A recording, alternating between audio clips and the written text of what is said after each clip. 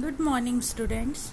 Today we are going to start a new lesson, that is atoms and molecules.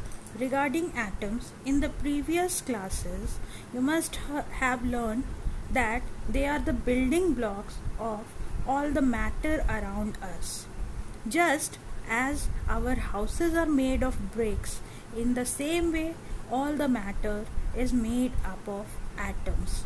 And this concept of atom has been developed over a long period of time, and different concepts regarding atoms, how do they exist, how do they combine, what is their nature, all that has been suggested by different philosophers and different scientists. So today we will discuss about atom and the contribution of different philosophers who helped us in developing the idea about atoms.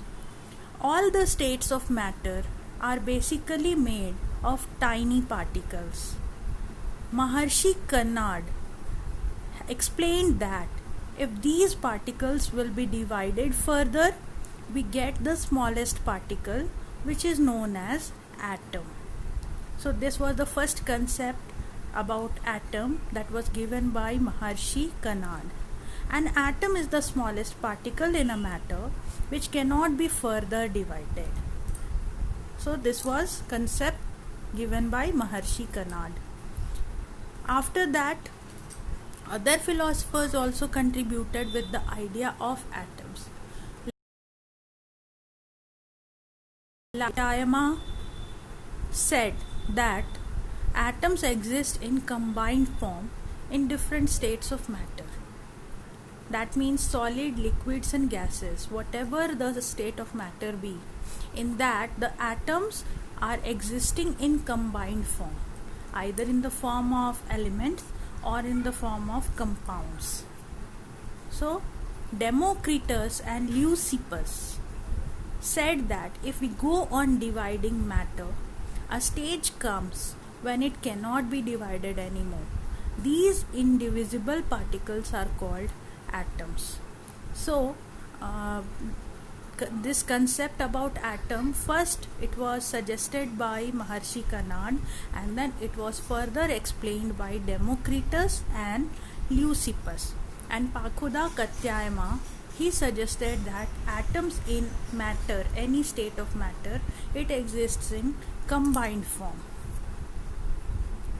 After that, in the 18th century, Antoine Lavoisier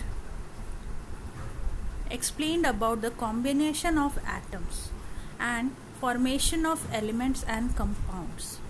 So Antoine Lavoisier, who is also known as father of chemistry, he explained how atoms combine with each other and how they are forming elements and compounds.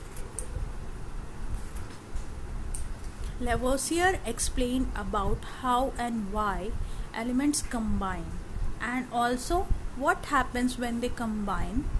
All this was explained by Lavoisier, and on the basis of his study he established some laws of chemical combination. What are those laws? The first is law of conservation of mass.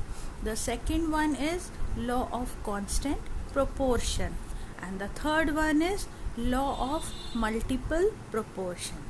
We will discuss about these laws of chemical combination in the further classes, but before that we have to develop about atoms and their existence in the form of molecules and compounds. So in the next class we will be discussing about the combination of atoms to form different types of molecules and compounds. So that's all for today. Thank you.